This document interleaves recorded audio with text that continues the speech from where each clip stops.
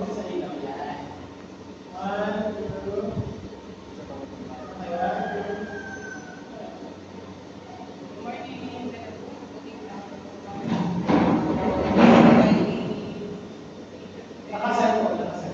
ngayon po ay kapaliwanag natin ang report na about England market bridges.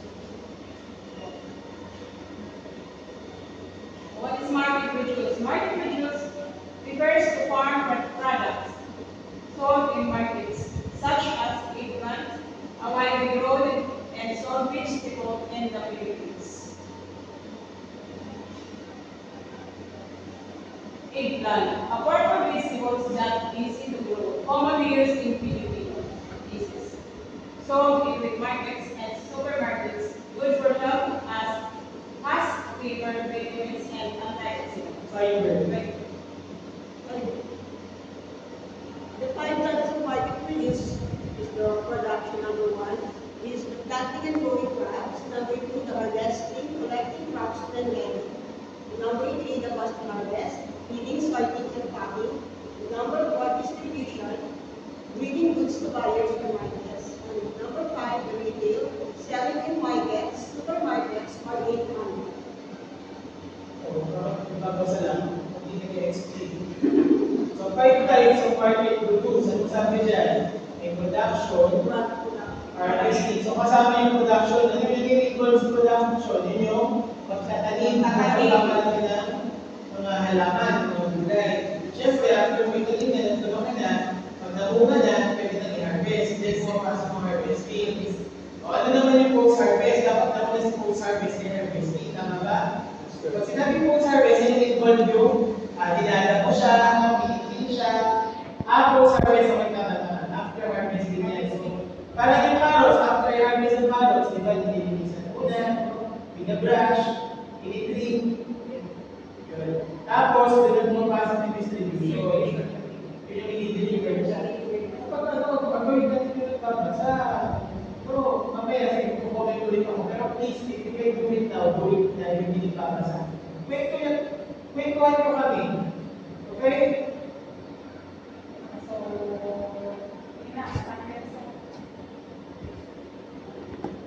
market strategy. A market strategy is a plan to help sell a product. It helps find the right people to buy, sell more, and make more money. Market strategy. Yung ginagawa nyo ngayon, kaya kayo meron marketing plan, kasi nag-strategize kayo. Plano siya, yung market strategy is a plan to help sell a product. So, para mabenta mo yung product, kailangan mo gumawa ng market strategy. Simple. Ito, pinag-present ko yun dahil sa market strategy, but it is called the marketing plan. Yes? Ito siya kasimple. So, pinahirapan mag-explain. Yung kanina, present nila is 4 P's, but in reality, we have what we call 7 P's. Number 1, the product. Eggplant is a fresh vegetables used in many people dishes. It was look green, shiny, and that is the product, the eggplant. And number 2 is the price. The price should be paid for both farmers and buyers. Example, sir, 25 pesos per kilo from the farm, then pwede mo ibenta ng 40 pesos in the market. So, malaki po, sir, yung kita mo. Then, number 3, the place. Eggplant can be sold in public markets or in online like Facebook or directly to buyers in those houses. And number 4, promotion. Use social media posters or food events to promote your eggplant. May boys po yan kasi tatanong ng accessory yan, sigurado. 7 P's at 7 C's of marketing. Yes, sir. And number 5, the people. That is the farmers, the sellers, the buyers, and delivery workers are part of the Send ko na lang sa'yo. business. And number 6, the process from planting, harvesting, cleaning, packing to selling. That is the all steps must be that research and fast.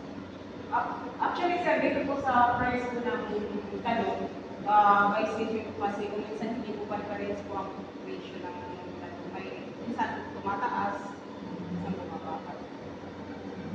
Ngayon, bakit kailangan natin malaman o tandaan sa 7 days of marketing? Ano ba meron dyan? Kasi nagkahangos nandiyan dyan na kung bakit yung mga, kung ano po yung mga dapat gawin. Ayun. Kasi, isa lang dyan na mag-pin ka, hindi mo na makamarket o i-edit sa yung product mo. At kung gusto mo maging successful yung marketing mo, makabenta ka ng malaki. Kasi, diba pag-negosyate ka, gusto mo makabenta ng malaki, gusto mo kumita. Yan yung mga dapat mong isa-alang-alang isa-isa. Una yung product mo. O, halimbawa yung product mo, halimbawa, criteria ka. So, ano yung product mo? Yung mga ulam na binibenta mo, tama ba? So, anong gagawin mo para mabenta yung product mo? Yan, dapat ito mag-focus sa product. Dapat ang quality ng sarap. Diba? Hindi maalat, hindi masyadong mataba, parang gano'n. Even sa pagpili ng baboy na lulutuin mo, dapat pinipili mo yung quality. So, yun po yung mga product. When it comes to price naman, paano mo malalaman kung paano mo price value ng item mo? Dapat, yun nga, pinalagay natin yung mga price. Di ba sa No, dapat hindi masyadong lugi, hindi masyadong mataas yung pattern natin. Dapat enough lang, no? Ayun. So, ganun po. Mahirap po yung mga yan. Yun yung mga pinaka-dapat mo puman talaga. Isa lang ka na magkamali ka sa brain. Okay? So, sa place naman, kaya dapat pag-isip mo ng maigit kung saan may tatay ng negosyo. Okay, kung saan yung natutunan yung tao. Exactly. Promotion, yan naman yung gagawin yung marketing strategy din para mas bumili sa iyo yung customer kung lalo kung marami ng kalakay. Okay? And then for people, yan yung train mo yung mga tao mo, yung mga niluluto mo, yung mga sa consumer. Okay? Kasi kasama din yan sa binibili sa iyo. In fact, meron kami beer house na pinupuntaan. No? Hindi kami pumupunta sa beer house kasi mas masarap yung beer doon. Dahil ng beer, mas malapagawa na lasa. Pumupunta kami dahil dun sa mga nag-a-assist. Kasi mag-inom sila, no? Mag-inom ka, diba? So, it includes people. Okay. So, ano naman yung process? From planting, harvesting, training, planting, ito po yung paano mo yung pagpaplan sa mag-harvest, paano mag-harvest ng mga... Sa process, ano ba kayo delay yung negosyo mo? Ano yung example ng process? Anong oras ka na nagbubukas sa tindahan? Baka mamaya ito open yung kalendari mo, alas 2 na, alas 3 na. Diba? Hindi mo gano'n. So, baka need ka na makita. Talagang bibili na dyan. Dahil kaya makasarap yan. So, ito yung bonus process. Even mo paano yung proseso kung paano tutuloy yung bawat ulam na ibibenta mo. Ano naman yung physical evidence? When packaging, ito po yung dapat maging malinis po yung mga items na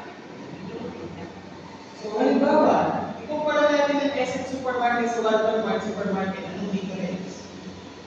Mas malaki ang SM Supermarket, mas maliit ang Walmart Mart. Tama ba? So, kapag marami kang pinamimili at may mga imported goods ka na hinahanap doon, normally, pumunta ka sa SM Supermarket kasi mas marami ang assortment doon. Tama ba? Meron 100 grams ng Milo, may 250 grams, may 1 kilo, may 2 kilos na Milo. Halimbawa naman, pero pag pumunta ka sa Walmart Mart, ang meron lang is 250 grams lang. Isang klase lang siya. Yes? So, ganun po. Okay? So, it involves physical exercise. Civic series of marketing. Customer, know your target buyers. For a plant, it can be households, restaurants, or market sellers. Understand what they need, rich, or affordable. Yeah. Number 2, yung customer po, ito po yung dapat na yung magbibigay po tayo ng mga produkto sa mga customer po. Dapat malinis at fresh, bakit ma-fresh ko yung mga items na binibigay ko. Number 2, content. Use clear and interesting posts or promote a plant online like cooking tips, benefits of eggplant and farming methods. Yun po yung dapat mabigay tayo ng promotion.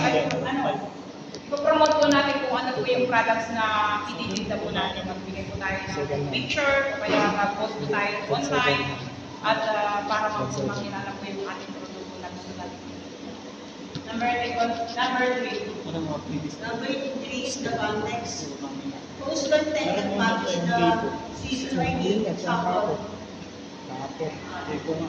Sure, I've got recipes during holidays or harvest. Yung pig. Chip ba yun? Pig. Number 4 is the community. Guitar Build pick. connections Wala. with loyal Meron. customers or on online values. Join I don't groups, know. forums, projects, or Sa bansa. SMJ. Saan siya kabuli? SMJ yun. And number 5, the convenience. Make buying easy.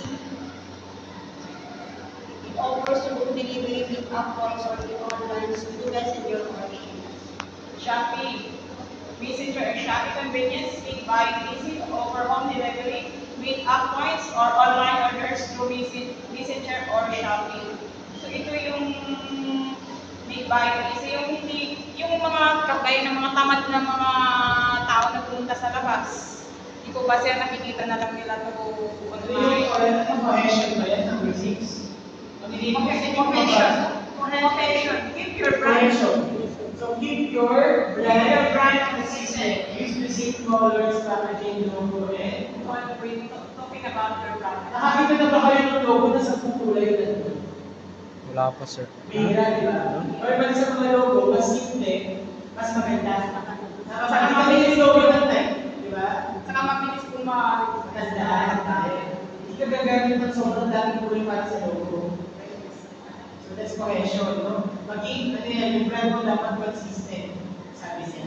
So use the same colors, packaging. Kung ang logo mo is color orange, dapat yung mga marketing mo na Fernandez mo, mga marketing tools mo, most likely, puro orange din.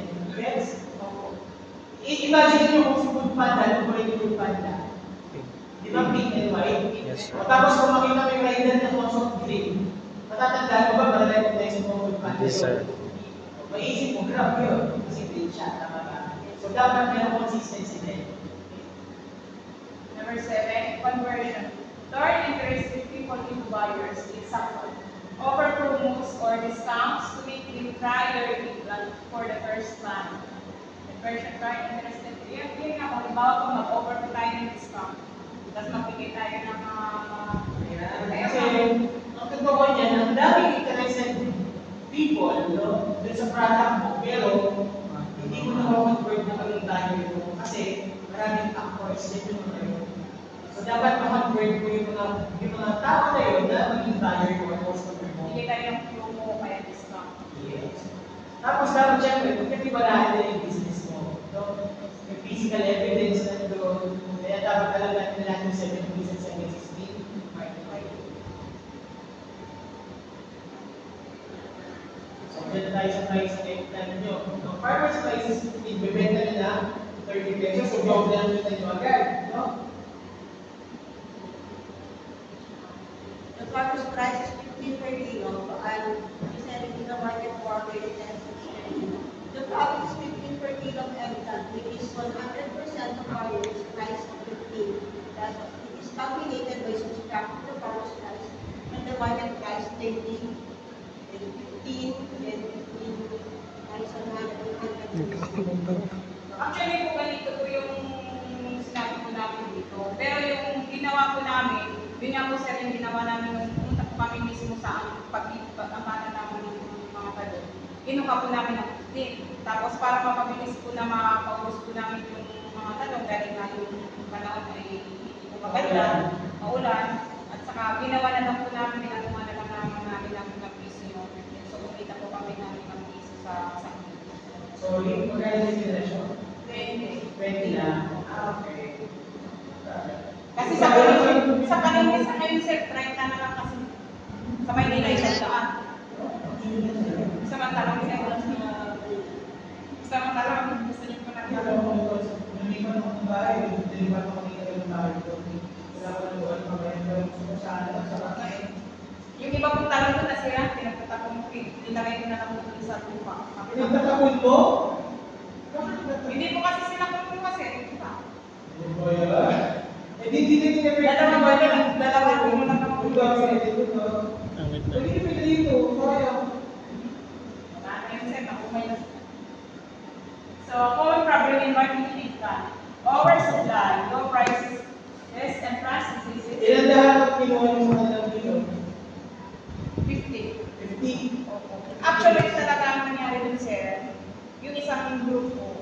hinikayan nila lang po sila na sumama sa Okay. Kasi, actually, ginawa na namin yung ilang days na naglakad po kami. Mahintay-hirapan po talaga kami maghanap ng gulay na gusto namin tinda. Kahit, which is naman sila, kahit naman po. Sabi ko, ganito na lang. Kaya hindi ko namin kagad nagagawa yung PowerPoint po namin. Kasi sabi ko sa kanila, habulin po natin muna yung pagtitinda, yung tantalon, yung bukid na pagkukuhanan natin ng gulay. Kasi mali sa ngayon, makita. Saka, Pero mga daddies, out of 50 kilos, may 2 kilo na lupi. Hindi ka kaya yung market nyo. Kaya nga dapat meron tayo ng pwede nagbilan. Ano gagawin sa mga nanira? Hindi pwede ko ibenta ng tomak palong na. Diba? Ibenta nyo lang na ito na. Kung sayang ka wala nasisira, kung negosyo mo yun, hihinayan ka. Diba? actually, kung kunin niyo ng kumari ko, nakalimutan niya po sa'yo. Kaya, nakalimutan niya po. Eh, hindi naman na namin makain kasi yan ay patulis na kami kumain ng tato. Pag hintay ko sa kanya, lugaw na sila na. Pinenta nyo sa mga bagay ko rin, kasi ibang tao ka na. Ini-expect ko naman sir, madarating siya. Wala naman.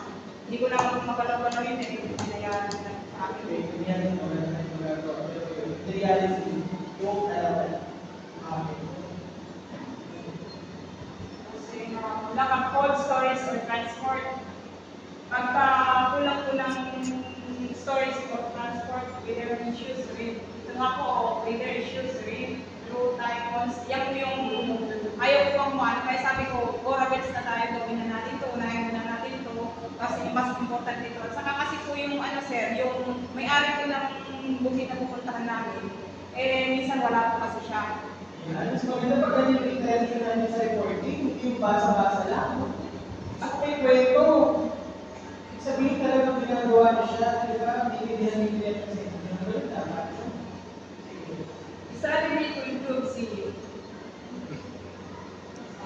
Use high quality seeds.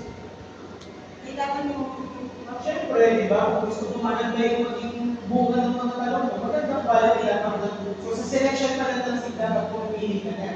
Ano bang talong mo gusto mo yung maliliit ang bunga, ganyan lang, na-harvest na, pabilog, o yung mahaba ka. Ayun, so depende yun sa'yo.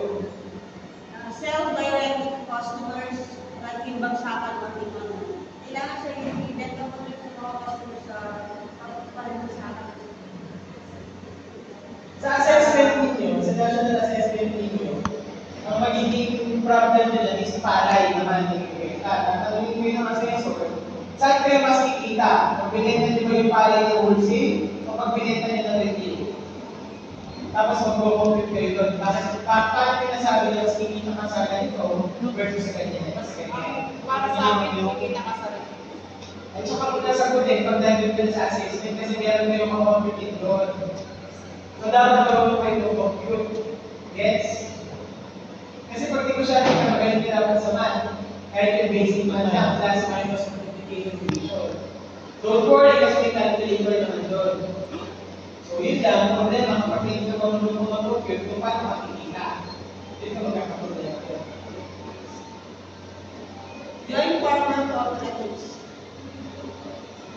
And promote on Facebook, TikTok, and not products. At balance. Pwede pala natin gawin chips na. O kaya videos, yung ano.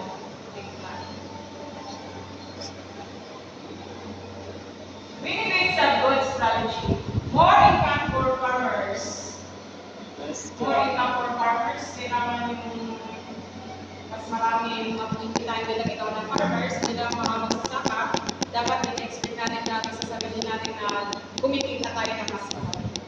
Pero, Pagka maganda yung strategy mo, yun yung mag-generate. pero ang kakakuha lang kasi dun sir, minsan kasi bilang ikaw yung, bilang halimbawa ako yung nagtatanim, ang minsan ang nakakasakit lang sa loob dun sir, yung bilang ako yung nagtanim, ititinda ko sa kanya, pipilitin niya kung kunin sa akin ang mura.